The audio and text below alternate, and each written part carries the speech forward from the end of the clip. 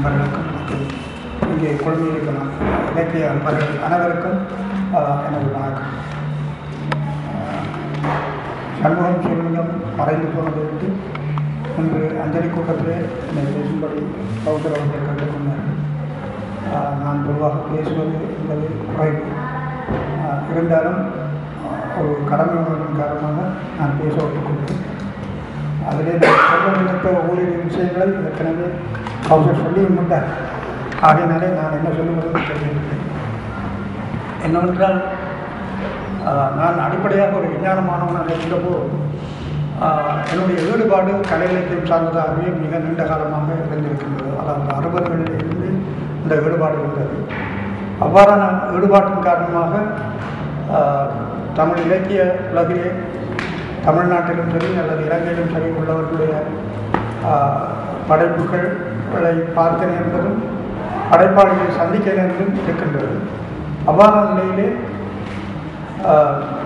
சண்முகம் சிவலிங்கம் அவர்களுடைய ஆளுமை பற்றி ஏறத்தாழ 70களின் ஆரம்பத்திலேயே நான் அறிய நேரிட்டது.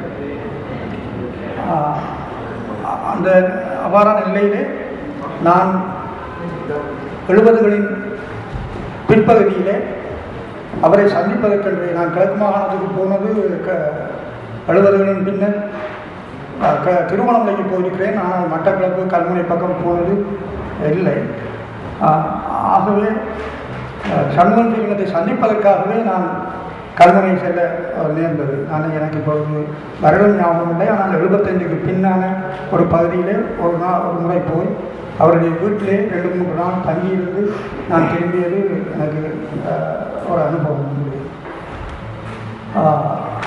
அதன்பின் இவர் கௌசல் சொன்ன மாதிரி என்னுடைய ஈடுபாடு தமிழ் படைப்பாளிகள் படைப்புகள், அதுவும் அதிகம் கவனிக்கப்படாத அவர்களுடைய படைப்புகள் வெளிவர வேண்டும் என்பதில் ஆர்வம் காட்டி நண்பர்களுடன் சேர்ந்து தமிழில் என்ற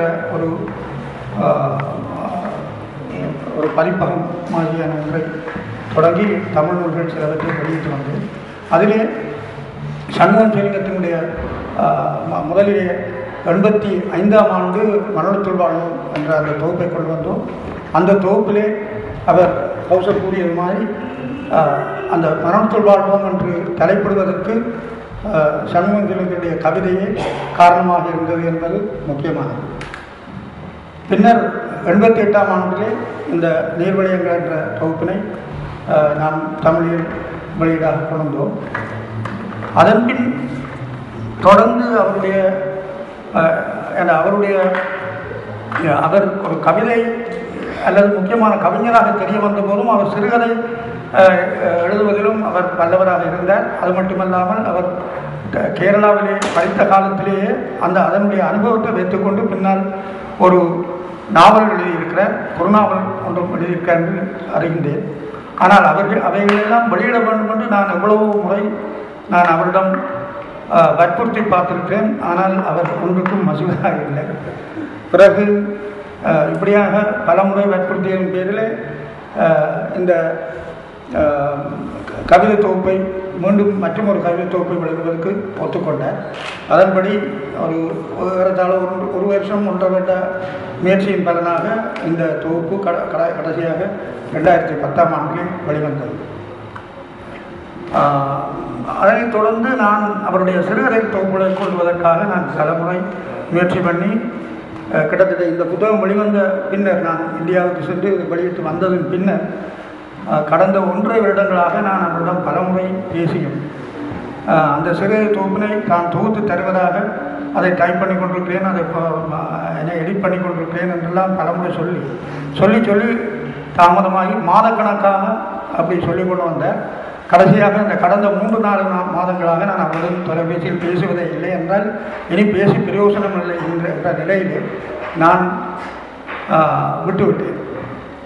ஆனால் கடைசியாக அவர் இப்படி திடீரென்று இறந்து போவார் என்று நான் எதிர்பார்த்திருக்கவில்லை. இல்லையென்றால் நான் இடையிலேயாக ஒரு தடவை பேசியிருக்கலாம் என்ற உணர்வு இப்பொழுது எனக்கு வருகின்றது. மற்றும் ஒரு விஷயத்தையும் மட்டும் கூறி நான் முடிக்கலாம் நினைக்கிறேன். இடையிலே நான் முன்பு ஒரு முறை கதைத்த போது அவரே சொல்லியிருக்கிறார், நான் கவிஞன் என்பதை விட நான் ஒரு சிறுகதை எழுத்தாளன் என்று தான் தன்னை கருதுவதாக அவர் சொல்லியிருக்கிறார். அது உண்மை. அதுக்கு அப்பால் அவர் மகாவினுடைய நூல்கள் சார்ந்து அந்த வெளியிடும்போது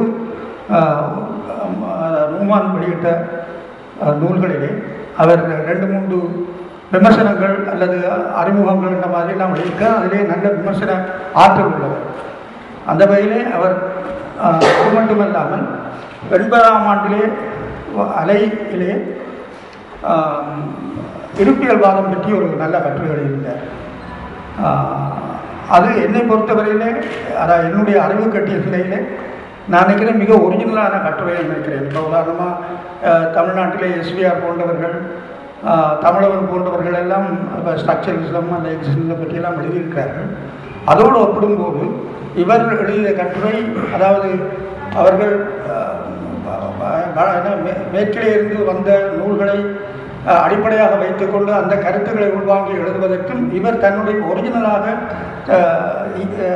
தன்னுடைய அந்த இயல்பான சூழல்களை வைத்துக்கொண்டு அந்த இருப்பியல்வாதம் தொடர்பான கட்டுரை எழுதியிருக்கார் என்று தான் நான் நினைக்கின்றேன். அந்த வகையிலே அது ஒரு முக்கியமான விஷயம். எனவே எனக்கு இவருடைய இந்த மாதிரியான ஆற்றலை வெளிக்கொண்டு வரணும் என்று நான் மிகவும் ஆர்வமாக இருந்தேன். அது பற்றி அவரிடம் நான் ஒரு கட்டத்திலே கதைத்தேன். கிட்டத்தட்ட ஒரு 2 அல்லது 3 வருடங்களுக்கு முன்னால் அதை பற்றி பேசி, உங்களுடைய இந்த விமர்சனத்துறை சார்ந்த ஆற்றலும் வெளிவர வேண்டும், அதற்கு நீங்கள் ஏதாவது செய்ய வேண்டும். குறிப்பாக நான் சொன்னேன், இப்போ தமிழ்நாட்டிலே ஒரு குறிப்பிட்ட ஒரு படைப்பாளியை பற்றி ஒரு புத்தகங்கள் வந்திருக்கின்றன. அவருடைய படைப்புகள் சார்ந்து விமர்சன கண்ணோட்டங்களிலே ஒரு குறிப்பிட்ட படைப்பாளி பற்றிய நூல்கள் வந்திருக்கின்றன. அதுபோல் நாமும் ஏதாவது ஒன்று கொண்டு வந்தால் நல்லது, நீங்கள் அதை செய்யணும். அது ஒரு டிஸ்கஷன் கூடாக அவர் வில்வரட்டம் பற்றிய கவிதைகள் பற்றி எழுதுவதாக ஒத்துக்கொண்டார். அது மட்டும் இல்லை, முதல்ல நான் அதை பற்றி சொன்னோடனே சொன்னது நான் டியூஷன்லேயே என்னுடைய நேரங்கள் கழிந்து விடுகின்றது, அதனால் எப்படியான வேலையில் செய்ய முடியலை என்றார். அப்போ நான் சொன்னேன், இன்றையிலிருந்து நீங்கள் டியூஷனுக்கு போக வேண்டாம், நான் அதற்கான இதில் நான் ஏற்பாடு செய்கிறேன் என்று சொல்லி, நான் இதை சொல்வதை நீங்கள் தப்பாக நினைக்கக்கூடாது, ஆனால் நான் உண்மையிலே செய்ய வேண்டும்ன்றது அவருக்கு கிட்டத்தட்ட உங்களுக்கு எவ்வளவு மாதம் எவ்வளோ வருமானம் வரும்னு கேட்டேன். ஒரு 7,000-8,000 ரூபாய் வரும்னு சொன்னார் அந்த டியூஷன். ஆனால் நான் சொன்னேன், இன்றையிலிருந்து நான் அதை கொடுக்கின்றேன் என்று சொல்லி ஏறத்தாழ 2 வருடங்கள் நான் அவருக்கு அந்த மாதிரி மாதம் அவருக்கு பணம் கிடைக்கிறதுக்கு ஒழுங்கு செய்திருந்தேன். ஆனால் 2 வருடம் கழித்த பின்னர் அவர் தான் ஒரு டிராஃப்ட் ஒன்று போட்டுவிட்டேன் அப்படி இப்படின்னு தான் சொன்னார், தவிர எழுதி முடிக்கிறது. அப்போ ஒரு கட்டத்துக்கு மேலே எனக்கும் இனிமேலும் அவர் செய்வார் என்ற ஒரு நம்பிக்கை இல்லாத நேரே நான் பிறகு அந்த 2 வருடத்திற்கு பின்னால் நான் அதை கையை விட்டுட்டேன்.